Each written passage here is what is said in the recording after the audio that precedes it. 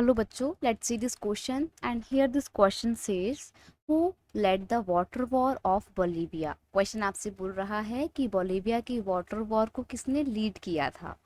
देखो बोलिविया में water war क्यों हुआ था ये भी आपको पता होना चाहिए और ये वाटर वॉर का पूरा क्या इंसिडेंट था, पूरा क्या केस था वो हम यहाँ पे जानेंगे।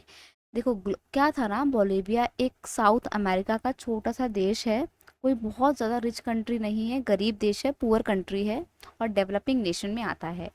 Bolivian government was pressurized by the World Bank to sold its water right to a multinational company। और फिर क्या होता है, क्योंकि देखो छोटा सा देश है तो वर्ल्ड बैंक जैसे जो बड़े बड़े इंटरनेशनल ऑर्गेनाइजेशन होते हैं ना, वो इन छोटे छोटे देशों को तो दबाने की कोशिश करते हैं। तो वर्ल्ड बैंक बोलिविया की गवर्नमेंट को लगातार प्रेशराइज करता है कि आप अपने वाटर राइट एक मल्टीनेशनल कंपनी को सोल्ड आउट कर दें, उसको ही बेच दें। The government sold these right for the city Cochabamba. अब फिर गवर्नमेंट देखो दबाव में आके क्या करती है, कोचाबाम्बा जो एक छोटा सा शहर था बोलिविया का, उसके वाटर राइट एक मल्टीनेशनल कंपनी को दे देती है, बेच देती है। But the MNC immediately increase the prices of the water 4 times. लेकिन पता है क्या होता है, जो मल्टीनेशनल कंपनी थी जिसको वाटर राइट्स बेचे गए, उसने जैसे ही वो राइट्स लिया अपने हाथों में, वाटर का सप्लाई उसके अपने हाथों में आया, उसके अंडर में आया, तो उसने वाटर प्राइसेस 4 टाइम्स बढ़ा दिए।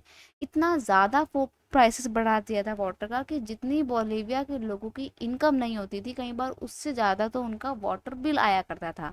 और आपको पता है वाटर एक बेसिक रिक्वायरमेंट है, तो ऐसे में जब लोगों को इतना महंगा पानी मिलेगा तो लोग क्या करेंगे, लोग गुस्सा आ जाएंगे। यही हुआ था बोलिविया में, लोग गुस्से में आ गए थे, सड़कों में उतर आए थे लोगों ने, फिर लोगों ने अपना मूवमेंट स्टार्ट कर दिया था, right.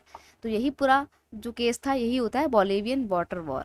This led to a spontaneous popular protest. This protest was led by the organisation called Fedecor. फिर क्या होता है, एक मूवमेंट स्टार्ट हो जाता है, लोग का स्पॉन्टेनियस मूवमेंट स्टार्ट हो जाता है। और इस मूवमेंट को लीड कौन कर रहा था, एक ऑर्गेनाइजेशन जिसका नाम था फेडेकोर। अब फेडेकोर क्या है, Fedecor stand for federation federation departmental Cochabamba Cochabambina de regantes. ये देखो बेटा, एक इंडियन नेम नहीं है, ये आपका स्पेनिश नेम है, ठीक है।